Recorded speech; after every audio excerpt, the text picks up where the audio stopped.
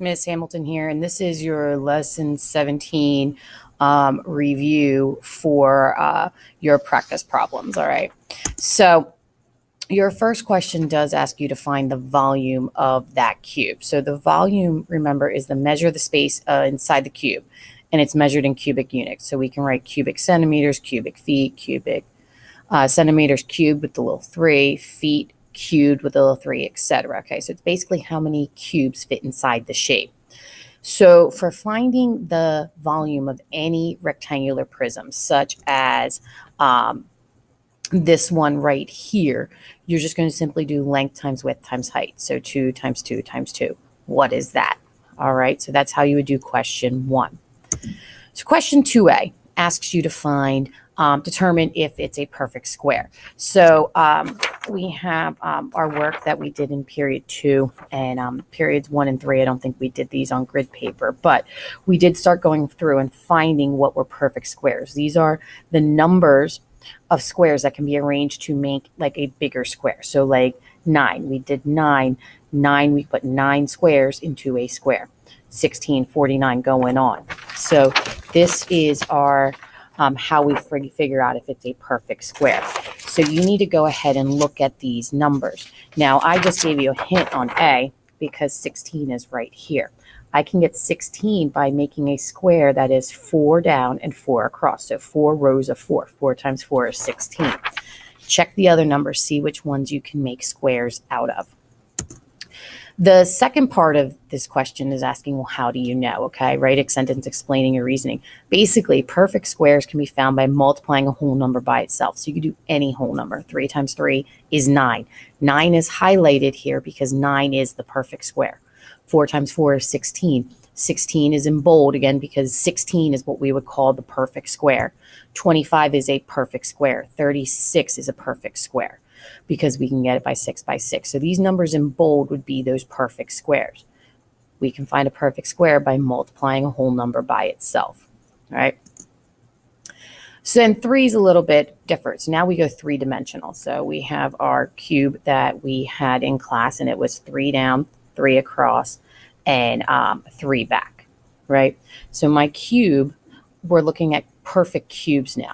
So a perfect cube would be how many squares or how many little cubes could you make into a big cube, okay?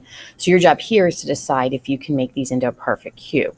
Well, 27 is the one that we did in our example in class, because 3 down times 3 across is 9, plus times the 3 back here is 27. 3 times 3 times 3 gives me 27.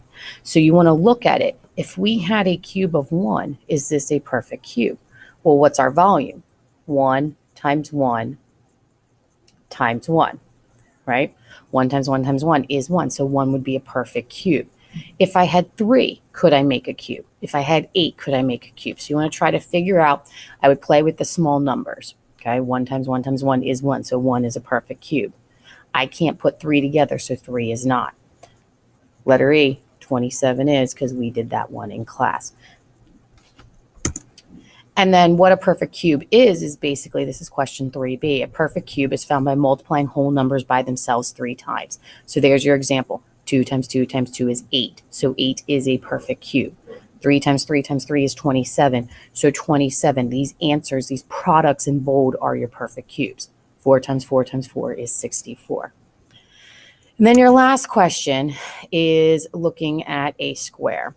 So for a square has a side length of 4 centimeters. What's its area? So here's my square. Remember, the square, the length and the width are the same. So imagine this is a 4 and this is a 4. So how would I find the area? Well, just simply 4 times 4. If you take it in the reverse, now let's say, okay, well, we have this square and the area is 49. Oops, I made a little mistake there. It should say area, okay? Remember that they have a length and a width. So what could they be? So you have to kind of think backwards. What number times itself would be 49? All right. So what number times itself would be 49? You would write A equals whatever, however many S they want to use.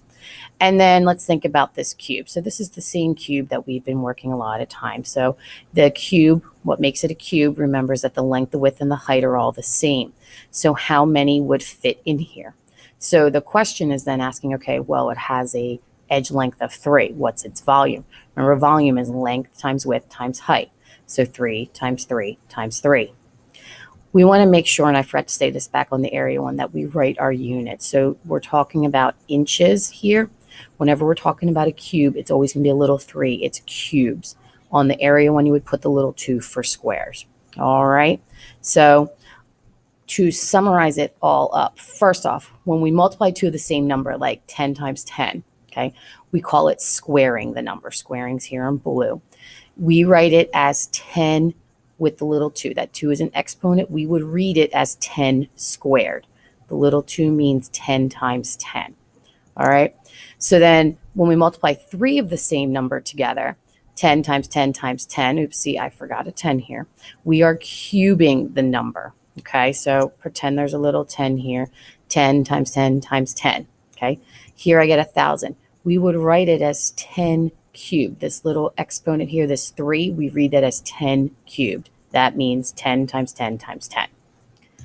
And then our exponents, okay? We use exponents to write our square and cubic units.